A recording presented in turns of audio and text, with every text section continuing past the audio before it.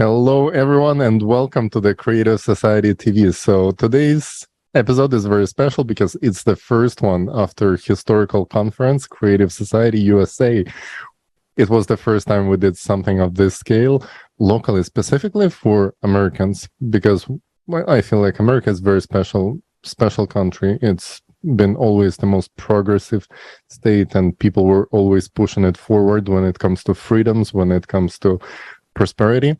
And maybe the next leap of our humanity will be made here by Americans. This is no-brainer to me, and it's a great honor to have today with me RoyStar as a co-host. And Roy, you've been on the conference as well, just hosting and just killing it over there. So it was awesome. Nice to have you here with me. And also, by popular demand, here with us, Jarrell.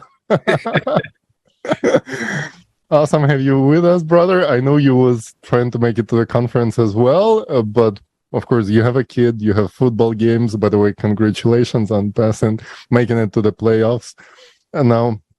And today with you, we would like to watch some more videos, because the previous episode we made with you, it made a lot of feedback, very cool feedback, and people love you. People wanted to see you more. So here you are.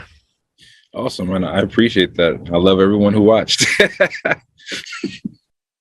Yeah, it went on TikToks and so many platforms all over.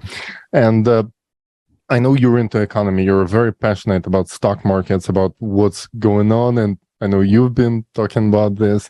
And why don't we kick it off with our first video about the economy? Yeah. Sounds good. So, yeah. The facts that we just heard are quite disturbing. Can we see that first graph? Income inequality is devastating. Middle class is shrinking faster than ever before. Society is polarized, and you can see how the wealth of the general population has been decreasing for decades. But look at the way it plunged since 2020. If that's not the beginning of a crisis, then I don't know what is. $5, let's say gas, or your groceries. You used to spend $200 a month, now you're spending $700 a month.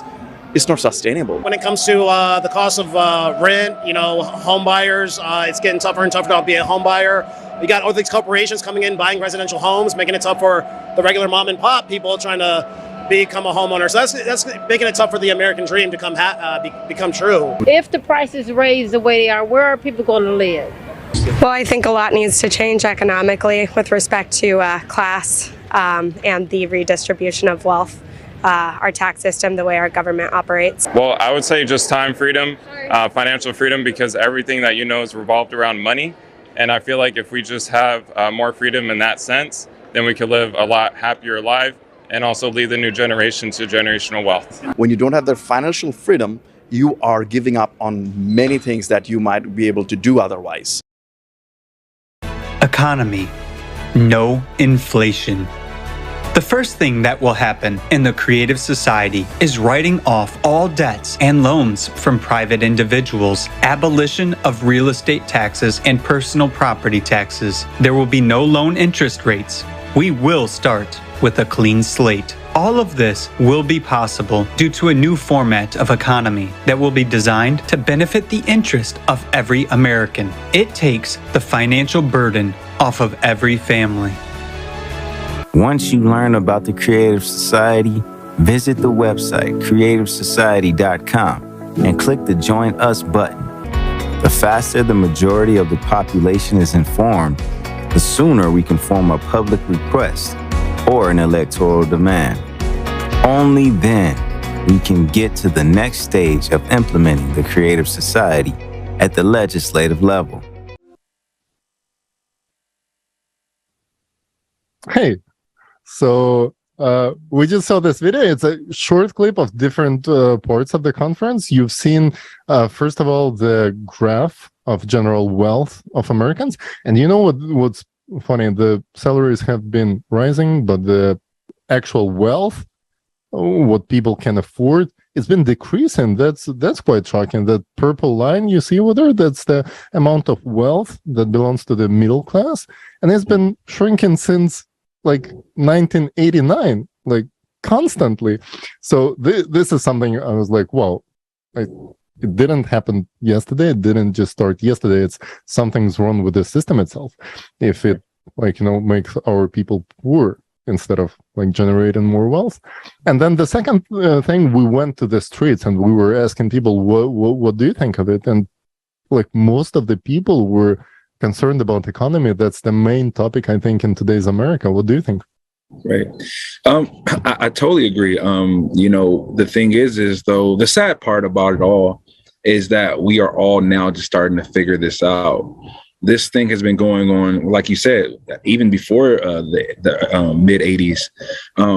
Thing is at that time, a lot of people weren't aware and then I hate to say it, but a lot of people didn't care. And even now, even though there's a lot more people aware, there still is a lot of people who don't care. And all this does is just repeats the cycle, just on a bigger level, because there's more people coming into our economy now. And the thing is if history is not shared from the past as it goes forward, no one knows that this is a thing. And a lot of it is we're blindsided, by other issues that don't really matter. But I totally agree with that. I mean, I think there should be a change, but the way you start change is by education and teaching the future generations, about what happened in the past. That's why history is so important. But for some reason, I guess we're afraid to talk about history. RoyStar, what do you think? Yeah, it's definitely something that's kind of come to the head.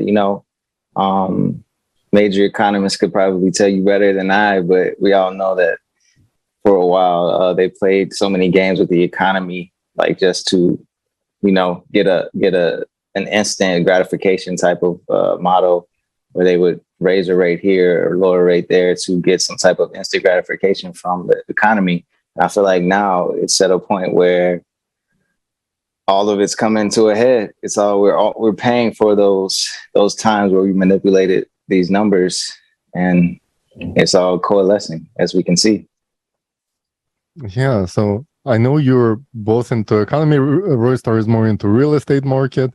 JARRELL is more into stock. What's been going on there for like past years? Can you explain it or break it down for somebody who's like doesn't know that much about stock or real estate?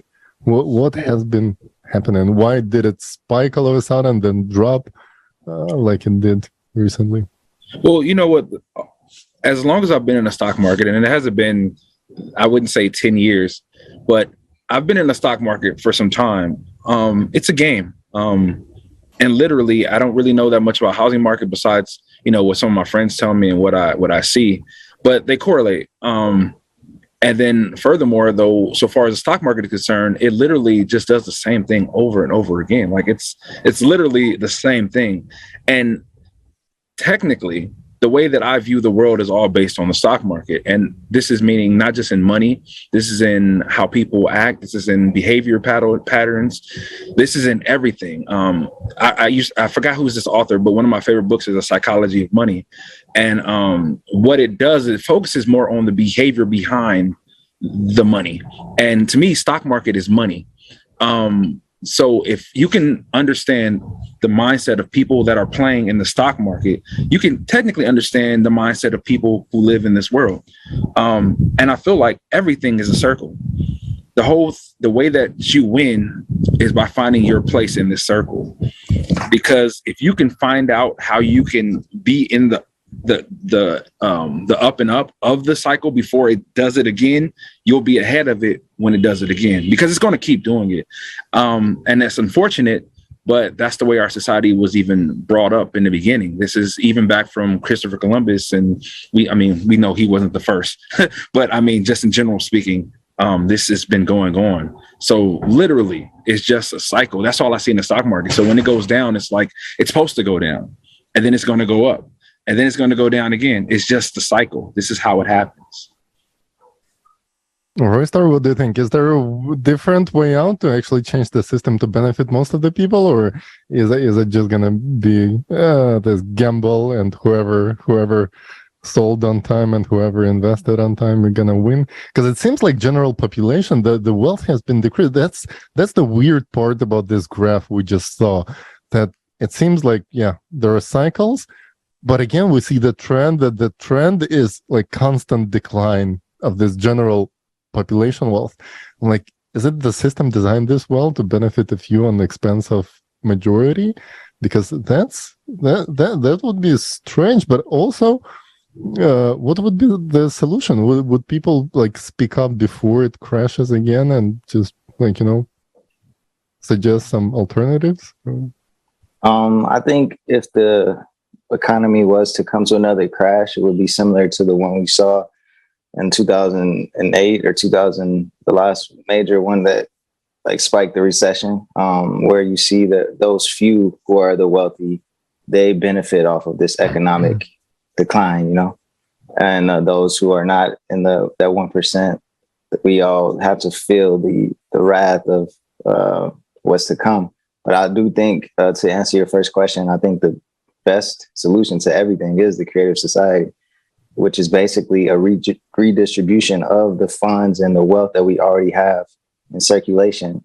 And we give these funds and wealth to the people in all sectors, from housing to the medical sector to education sector. So to me, the best way out is the creative society model. Well, thank you so much. Well, the next video, which I believe is going to be on education and maybe share some info from conference, what was new to you? I would like to live in a society where educators are paid more money, police protection, policemen are paid more money, that you will put education and safety first. There's nothing more vital than we can do than public education and having a good education system for everyone, regardless of whatever their own family financial situations are, including access, of course, into higher education, where you don't have to go in debt for the rest of your life. In the Creative Society, education at any level will be free and available to absolutely every person. Thanks to a new approach to education and advanced technology, you will be able to study and learn new skills anytime and anywhere, as well as easily change careers. Education will no longer be a chore. The process will be engaging and exciting. For example, with the help of VR glasses, you will study the human body from inside, traveling among molecules. In the Creative Society, you will be able to study at any university in the world and learn any profession you want.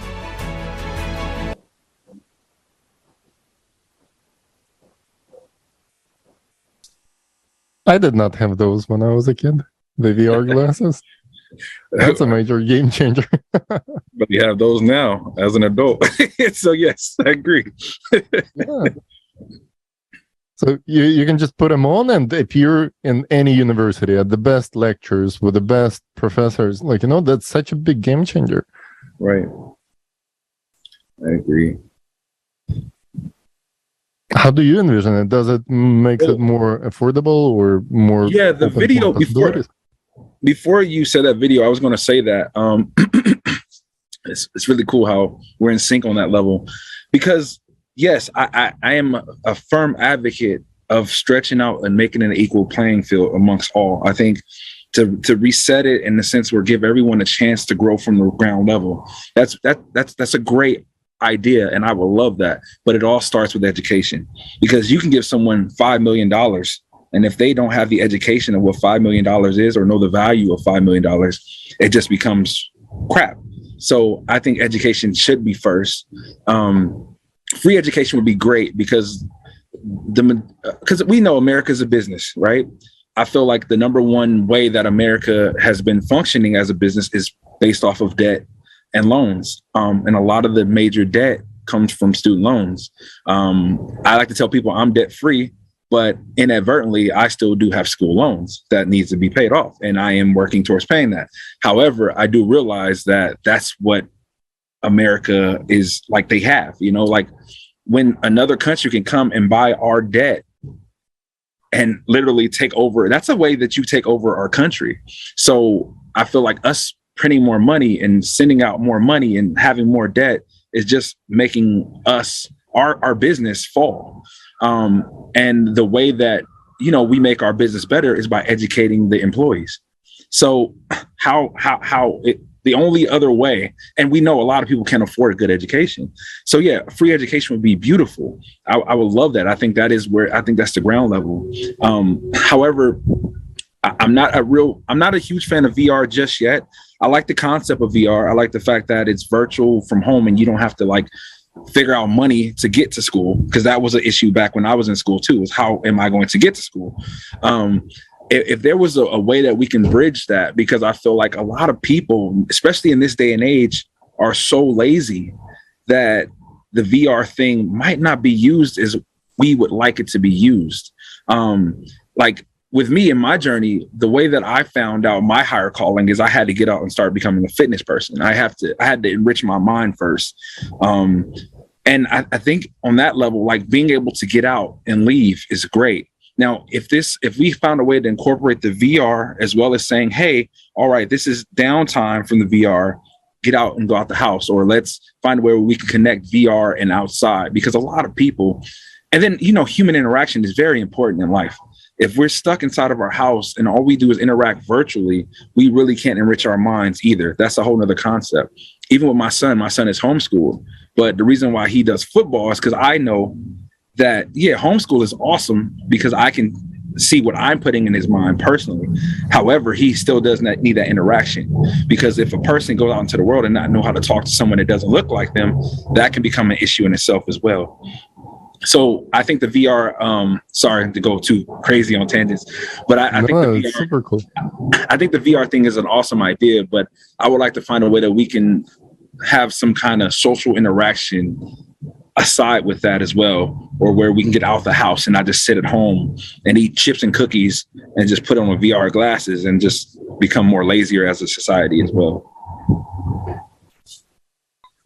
Yeah, I agree. Definitely. VR is definitely a good tool that can be implemented, but as he's saying, that we have to do it the right way. We have to do it in a way that makes sense and that's equitable to the children. But I think it'd be an awesome tool to incorporate.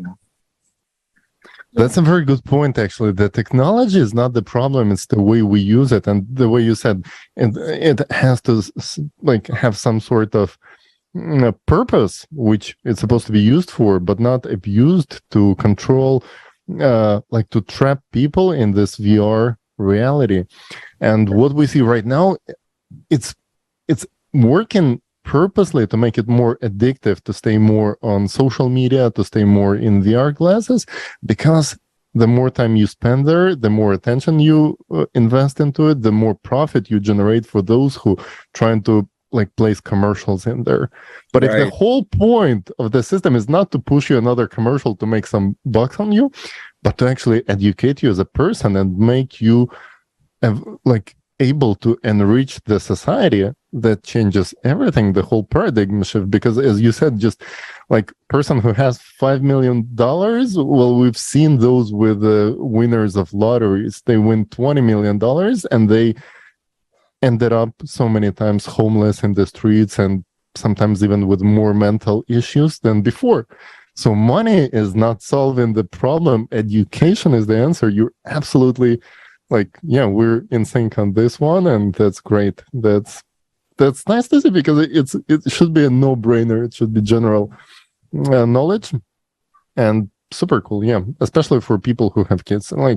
What do you want your kids to live like, and what do you want not only your kids but the neighbors of your kids? You're gonna have a kid, and you want the neighbor of your child to be educated as well, and to live successfully, have a career, contribute to the very same society that my kids live in. Because that's the way it becomes safe and normal and thrive in society. And to me, it's no brainer. And sounds cool. Actually, I think it's a great way to stop hate. A lot of hate, people not realizing, a lot of hate comes from the lack of knowledge and understanding. How can I hate someone that I know is going through the same thing I'm going through? I can only hate someone that I think is doing better than me or is different from me because I don't understand them. And understanding comes from knowledge, which knowledge comes from education. So yeah, it's a ground level basis that we still need to handle. And the thing is these social, not just social media, but even the news outlets and the radios, a lot of it is designed to keep us hating each other because it's more lack of knowledge. You know, we're listening to people that don't know anything, just say how they feel, and their feelings is causing hatred to happen amongst us all, who should be all on the same team to make each other lives better. You know, like I could be friends with a multimillionaire or multi-billionaire. Like, what is that? That's the only way that I can learn. I can learn from how they did it versus saying, oh, I don't like you because you're better than me because the radio told me that you don't care about me. Like, it's just, I think it starts there. Yeah, I definitely think it starts with education, and the more we know, the more we grow, as they used to say, you know. So, that's sure. So yeah, it all starts with education. Absolutely. And then the only way to actually pass the hatred is to start loving people around you. And the only way to do that is to see that they're the same as you and they're going through the same struggle. And only together you can make a really big difference and make life easier, better for all of us. So I believe we have one more video that's going to show some more facts from the conference. Let's check it out. I would really like to see, hopefully there will be like a change or maybe a restart on this world, and, you know, United States included, to revamp and revise a whole new, beautiful beginning. Unity is a strength. Together we will go far. I mean, those are slogans, but we need some initiative by conglomerating with the different groups where we can come on one platform and everybody can do their part. Somebody is specialized in something, somebody is specialized in something. So if those all hands come together, I think that's the only way. It will take time, but somebody has to take that step. Is that it? Oh, that was a short clip. Well, this one was apparently about the way out. Like what do we do? Do we want to reset? Do we want to keep on going with this model, or do we want to change anything? Because, like, technically, nobody is talking about creating a system that's going to be inflation free, for example. Like, but is it technically possible? Like, is it an option? Do we want to have it on the table? Do we want to fight over production of goods by actually planning the amount of stuff we want to produce so it wouldn't hurt ecology that bad as it does right now? That's the things that were offered here. Like, why don't we have that on the table? Like, I don't know. We have to figure out how it's going to work with the market economy, with the freedom of doing business, with the freedom of work. But maybe if many people are going to be replaced by machinery very soon, people are not going to have to flip burgers to make like $15 per hour. Machines can do that. Machine can do coffee in Starbucks better than people do, and people don't have to do this hard labor.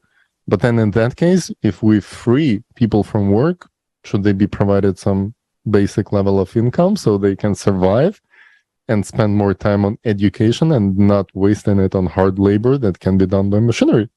Like, this kind of questions we asked people, and people said we should probably do something. What do you think about this? What should be the questions that people should ask themselves, and what kind of demand should we create? I think a lot of people need to do a lot of self auditing, you know, and I say that because, you know, when you get taxed and you do something wrong, you get audited. I thank God I've never been through that. Knock on wood, wherever that is.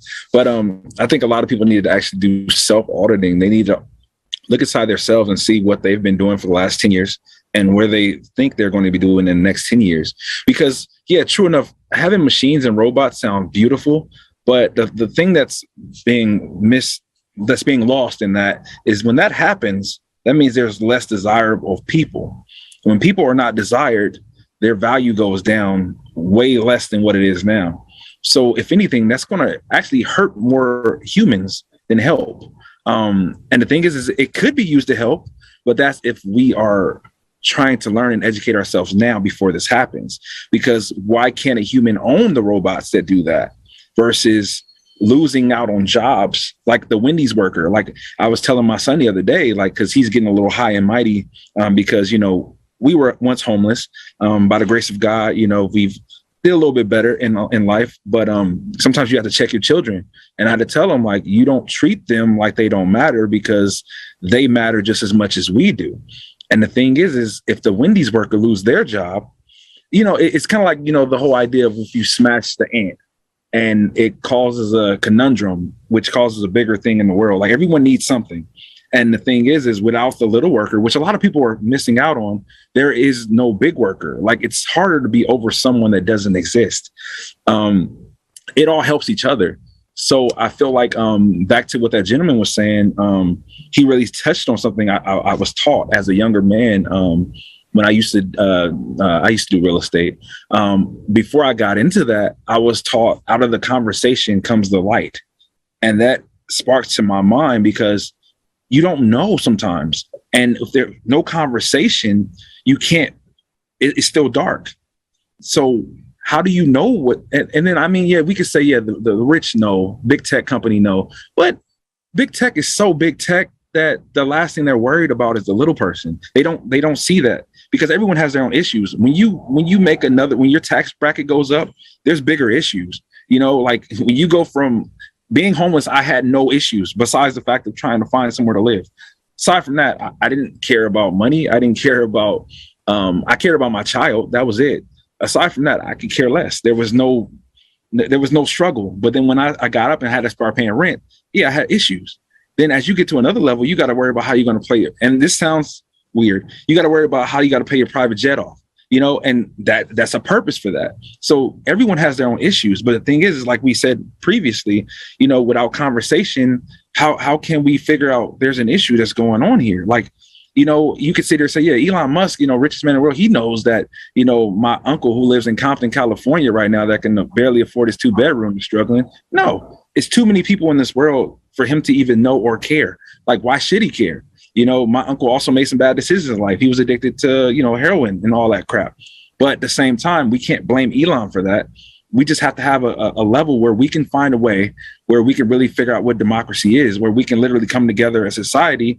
And if Creative Society is that platform, there's a platform where we can come together and talk and discuss issues and not feel judged or feel like we're going to be judged, because there's sometimes where we think we're going to be judged by someone versus us actually being judged.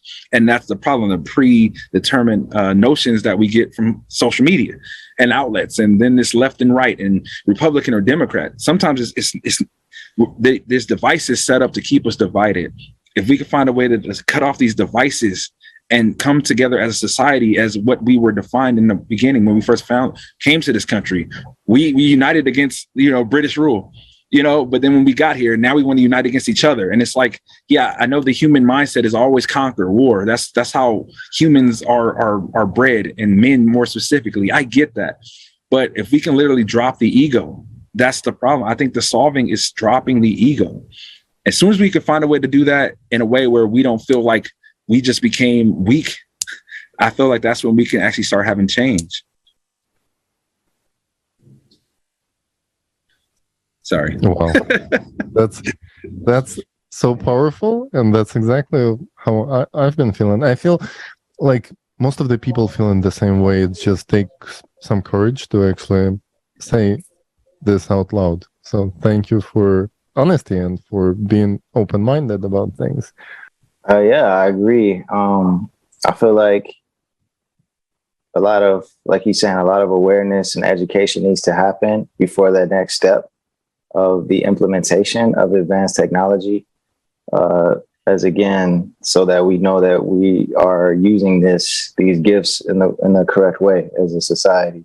I myself, I'm pro tech. I would like to see more technology implemented because it will make our lives easier.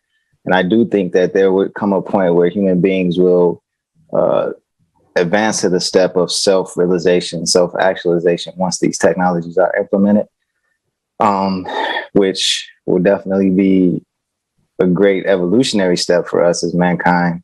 But like Jared is saying, like we definitely need some education and awareness so that we can conquer our egos, conquer the drive in us that wants to be it war, be it indifference between our fellow mankind, so that we can use these gifts and these technologies in the way that they were intended to be.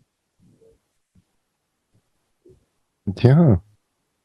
I hope so, that these technologies will be right there.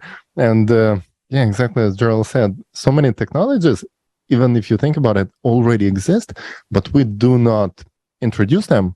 Like, for example, all the warehouses could be automated a while ago. And even when companies started doing that, countries, governments started pushing against it because they don't know what to do with multiple people that's going to end up with no job in the street. And what is the solution? Because in the consumerist format where we live in right now, if we introduce basic income on the level of like minimum salary, then it's not even make sense, because some people do nothing because they have no option to get a job and get the same money as some other people make with a hard labor. So this is not an option in the consumerist format. But then what we were talking about in creative society, that the wealth generated by the machinery has to be distributed kind of in an equal way to meet the basic needs of all people. And then when you know your basic needs are covered, just like stakeholders in big tech companies, right? You have your shares, and the world economy everyone should have a piece of share that makes sure you're not gonna stay without home, you're not gonna stay without food, you're not gonna stay without electricity or water or education or healthcare, right? When those are covered, then you can advance as much as you want. You can study, you can contribute to the society, you can go and do tremendous things, because, like, you know, no one ever stopped working or contributing only because they met their basic needs. Because that's another myth I've been seeing. Oh, when people gonna have this basic income, they're gonna stop working because people are lazy. Yeah, some of them are, and some of them choose not to do so. But it's better to provide this basic income and make sure they're not gonna go in the streets and just, like, you know, robbing people, breaking windows, and, like, you know, for a piece of wood, piece of food, sometimes even killing somebody. So that doesn't make sense. It's easier and cheaper for the society to cover basic needs of all people and give them option to do better. And people want to do better because, again, we want to kill ego, but we want to leave this part which pushes each one of us to do better. Like, this part of ego that's actually contributing in a good way, you know, the take the bad animal part of it, left it out, but the competition part, when it comes to, oh, I can make something better for the society, like, you know, I can push it to the next level. Yeah, I can make the food more affordable, I can make electricity cheaper, I can come up with the new ways of transportation so people can travel faster, right? Kind of like what was said, what great thinkers have been telling us about. And I wanted to ask you guys, is there any specific technology, or maybe a few of them, that you are specifically passionate about, or what's your favorite field of expertise? Or I know you are investors, both of you, so maybe there's a specific thing that you're very passionate about and that you looking forward to. You're like, when this technology comes out, I strongly believe it's going to change the world, I would invest, or maybe I already invested into it. And then what kind of technology do you think could contribute to the, like, you know, development? I hate to sound super cliche, but my number one, I think, investment is mine. I know that's not a technology, but I think mine is very important, because once you have your mind right, everything else you can invest in anything you like. But if you understand it, then you can understand why you invest in it. I actually love Teslas, but I don't know if I love Tesla or if I love Elon Musk, and that's been my biggest fight. Even with my son, we fight. He's like, yeah, I want the Cybertruck. And I'm like, yeah, I think that'll be cool. But at the end of the day, I think I'm more invested in his mind, Elon Musk's mind. The fact that he had the mindset to make a new technology, or actually, sorry, because this technology already existed, but he had the mindset to enhance it and bring it back to play and make it work this time versus how it didn't work back in the day where it didn't work. So me personally, I love tech. I love the idea of tech. Tech is great. It'll be good for the country. It'll be good for the world. But I can't get past the mind. I think, because even me, I feel like my number one investment is my mind. The fact that I, got out of poverty in the area I was living in to learn something new. And I don't know, we made technology. It was a gift given from God, but we made technology, So without technology, without us, it would be no tech. So that's why I feel like the number one investment is still the person or the human that has the brain to do it. Yeah, I would like to see some investments in free energy and that Voskhod, man. That's been on my mind ever since I learned about it. The Voskhod complex. Hopefully when that comes out, I definitely would like to see more people and companies and governments invested in that technology, because I definitely know it will change the scope of the world. Okay, so yeah, that's the technology that allows people to have full transparency into money that are governmental money and actually track it down, which would be awesome, because if we can get rid of corruption and all these shady schemes behind governmental money, I think that would by itself increase the wealth and life of all of us. So guys, thank you so much for being here with us. Thank you for tuning in and checking the forum. We have upcoming forum in November. But prior to that, please make sure to check out the conference, the Creative Society USA Global Crisis, because we are in global crisis. We covered topics like American economy. We covered the very harsh topic of mass shootings, why it is happening, and why both parties that we have, they only divide people and they not offering the solution, whatever we have there. And we came up with the solution, the value of human life. If we actually prioritize the value of human life, we can easily get rid of so many problems, including this one. So for the exact solution, check out the videos we have online on Creative Society YouTube channel, on our Facebook, check our TikToks, and subscribe to our newsletters on creativesociety.com and press join us button, and see you soon. Any final wishes from Jarrell, from you? The thing I tell everyone, I have clients that I coach, and the same thing I say to everything is, stay strong, don't give up. We've gotten through this before, and we'll get through it again. It's just this time, hopefully we go in there willing to learn and do things different this time than we did last time. Thank you so much. All right, and see you next time. Bye-bye, everyone.